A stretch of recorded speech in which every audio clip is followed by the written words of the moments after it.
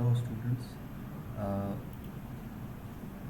our next question is ये question आया है एडवांस 2021 में, जहाँ पे आप देखिए एक सिलेंड्रिकल ट्यूब है जो कि एक वेज शेप पे रखा हुआ है और ये नीचे ए एक्सेलरेशन से जा रहा है। जैसा कि आप देख सकते हो यहाँ से, देखिए ये देखिए या नीचे की तरफ स्लाइड करता जा रहा है बाय एक्सेलरेशन ए, और ये जी तो नीचे होता ही है, ये वेज जो है 45 डिग्री पे है।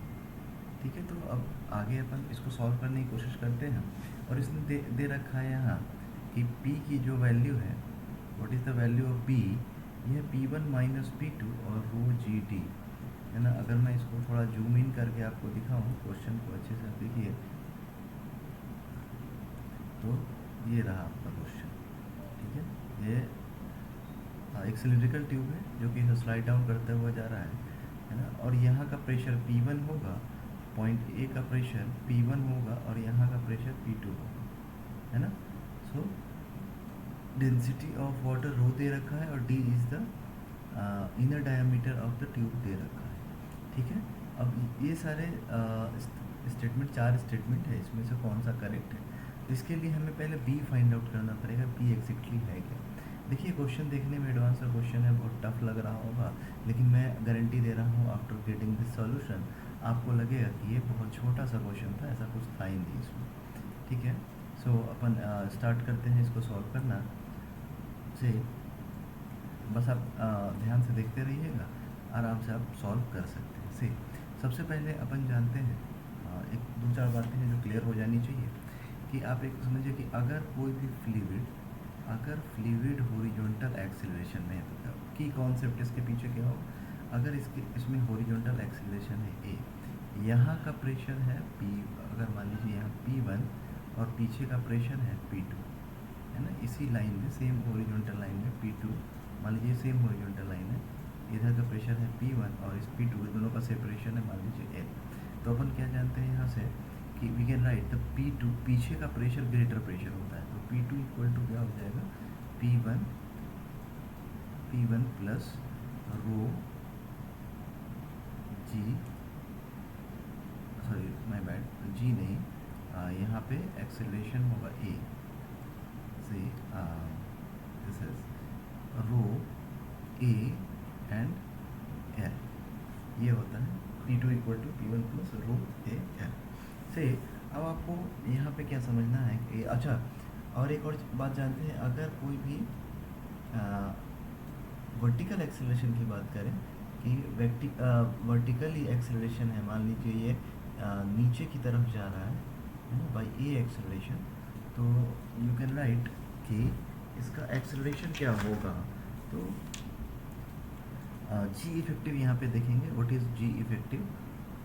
जी इफेक्टिव इज़ व्हाट, अगर एक्सेलरेशन नीचे की तरफ है तो ऊपर की तरफ हो जाएगा जी माइनस ए, ये की कॉन्सेप्ट है। तो आप बोल सकते हैं ऊपर का प्रेशर अगर P1 है, अगर कोई एक्सेलरेशन नहीं हो रहा होता तो अपन डायरेक्ट लिखते कि P2 equal to what, P1 plus rho G H, है ना। लेकिन यहाँ पे क्या हो रहा है, इफेक्टिव एक्सेलरेशन क्या है, जी माइनस ए है, तो we can write rho g, sorry my bad, rho g minus a is rho g minus a into, अगर दोनों के बीच का सेपरेशन एच है तो हम लोग ऐसा लिखते हैं। ये हमारा की कॉन्सेप्ट है। अब देखिए इस चीज़ को अपन यहाँ पे कैसे अप्लाई कर सकते हैं से। अब आप इस क्वेश्चन के डिटेल को हम लोग सॉल्व करने की कोशिश करते हैं। सी डायग्राम आपके सामने है, अगर आपने अभी तक का कॉन्सेप्ट समझा है तो ये बहुत बड़ी चीज़ आपके सामने नहीं रहने वाली है। सी इस डायग्राम के हेल्प से हम लोग अभी ये क्वेश्चन सॉल्व करने जा रहे हैं। ठीक, अब देखिए सबसे पहले अपन यहाँ पे कुछ ड्राइंग करते हैं। से टेक द ब्लैक कलर, सबसे पहले इसको ड्रॉ करते हैं। एक हॉरिजॉन्टल लाइन हम लोग यहाँ से यहाँ तक ड्रॉ करते हैं, जैसा शायद आपको दिख रहा होगा। 2 लाइन से एक यहाँ पे हमने पॉइंट बना दिया जिसको हमने नाम दिया 3 पॉइंट। 2 और 3 सेम हॉरिजॉन्टल लाइन में। सी पहले तो अपन देखेंगे हॉरिजॉन्टल में एक्सेलरेशन क्या है। सी इस ए का 2 कंपोनेंट हो जाएगा, एक ए इधर, दैट इज A/√2, मतलब cos थीटा और sin थीटा, और इसका एक एक्सेलरेशन नीचे की तरफ हो जाएगा, दैट इज़ a/√2। दोनों 45 डिग्री है, इसलिए a/√2 a/√2 हो जाएगा। से अब अगर हमसे किसी ने पूछा कि अच्छा बताओ कि what is the what is the pressure difference, अगर ऐसा लिखूँ कि P2 पीछे वाला पॉइंट क्या है, P2 इक्वल टू क्या हो जाएगा, P1, है ना, P2 इक्वल टू क्या हो जाएगा, my bad, P2 equal to P3 plus rho. देखिए अब एक्सीलरेशन इस डायरेक्शन में क्या है, a√2 इंटू डिस्टेंस कितना होगा इन दोनों के बीच का डिस्टेंस d। ठीक है, आई होप आपको समझ आ गया है कि हॉरिजॉन्टल डायरेक्शन में अपन क्या लिखते हैं, जैसे रो जी एच नीचे की तरफ होता है ना, वैसे ही पीछे की तरफ रो ए एल होता है ना। तो एक्सीलरेशन a/√2 और यहाँ पे d हो गया, इसको आप क्या करेंगे, इक्वेशन 1 कंसीडर कर लेंगे। ठीक है, वैसे ही अगर आप P1 लिखने की कोशिश करो तो P3 से नीचे जाना पड़ेगा। सो और इफेक्टिव एक्सेलरेशन वर्टिकल डायरेक्शन में, अगर वर्टिकल डायरेक्शन में देखोगे तो इफेक्टिव एक्सेलरेशन क्या हो जाएगा, g नीचे है और एक्सेलरेशन भी नीचे है, यानी इफेक्टिव एक्सेलरेशन क्या हो जाएगा, g माइनस a/√2 हो जाएगा। So we can write here कि P1 equal to P3 plus, नीचे आएंगे तो प्रेशर बढ़ता है, अपन जानते हैं rho g minus a/√2 into D. So ये एक्सेलरेशन हमारा, सॉरी ये जो इक्वेशन हुआ उसको हमने इक्वेशन 2 एज्यूम कर लिया। ओके, अब देखिए अगर मुझे क्या चाहिए होगा, ये तो अभी देखते हैं। अभी हम अपन क्या करते हैं, simply P1 minus P2 find out कर लेते हैं, जो कि हमें चाहिए एग्जाम क्वेश्चन में रिक्वायर्ड था।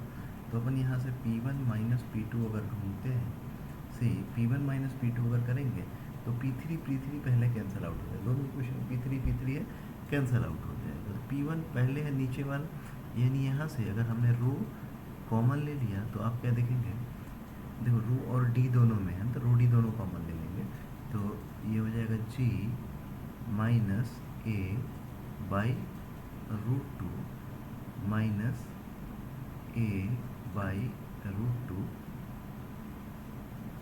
into d. So we can write here P1 minus P2,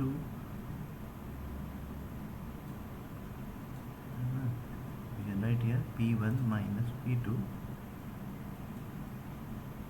divide by rho g d equal to how much,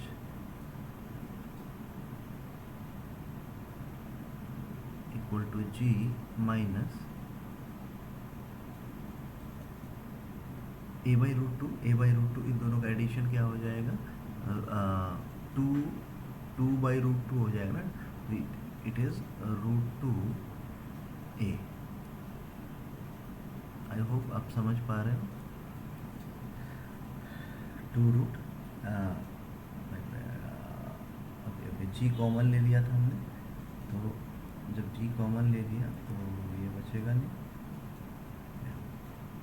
तो यहाँ से अगर आप देखेंगे, हमने यहाँ से g कॉमन ले लिया, तो ये बचेगा 1 माइनस a√2 अपॉन g बचेगा।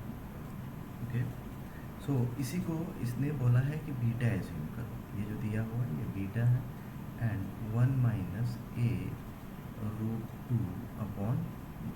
इसको, इस रिज़ल्ट को अपन याद रखने वाले हैं, है ना। ये जो रिज़ल्ट है हमारे लिए इम्पॉर्टेंट रिज़ल्ट हो जाएगा। So beta equal to 1 minus a/√2 g, ये बहुत इम्पॉर्टेंट रिज़ल्ट है अपने लिए, है ना। ओके, सो अब आप ऊपर चलिए, अब आप देखिए यहाँ पे, ये देखिए बीटा इक्वल टू क्या है, 1 माइनस a√2 अपॉन g आया। अब इसमें अगर वैल्यू सब्स्टिट्यूट करेंगे, सी अब ऑप्शन के थ्रू चलते हैं, है ना।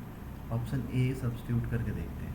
ऑप्शन ए के लिए देखिए, अगर आपने एक वैल्यू g/√2 रखा, तो एक जगह पे देखिए बीटा क्या मिलेगा यहाँ से, अगर आपने एक जगह पे, यहाँ हो जाएगा 1 माइनस एक जगह पे रखना है क्या, g/√2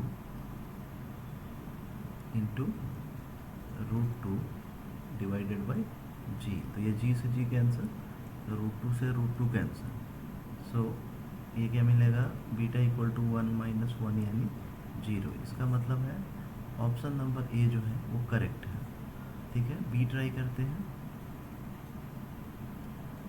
beta is greater than 0 when a is equal to g√2। देखिए अब बीटा को चेक करते हैं, बीटा क्या हो जाएगा यहाँ, बीटा इक्वल टू यहाँ g/√2 रखना है ना, नो, तो ये सही नहीं होगा ना। पहला ऑप्शन अगर सही है तो दूसरा गलत होगा ही, है ना, नो डाउट दूसरा गलत ही होगा। थर्ड इक्वेशन को देखते हैं, सी के लिए चेक करते हैं अपने।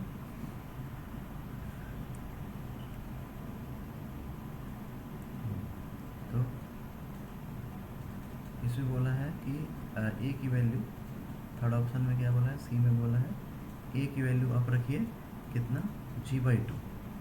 ठीक है, तो 1 माइनस ए की जगह पे g/2, फिर यहाँ √2 डिवाइड बाई जी हो जाएगा ना, तो जी से जी कैंसल आउट, यानी ये बचेगा 1 माइनस 1/√2, जिसका आंसर क्या होगा, √2 माइनस 1 डिवाइड बाई √2, जो कि करेक्ट ऑप्शन है ना, सी भी हमारा करेक्ट हो जाएगा। से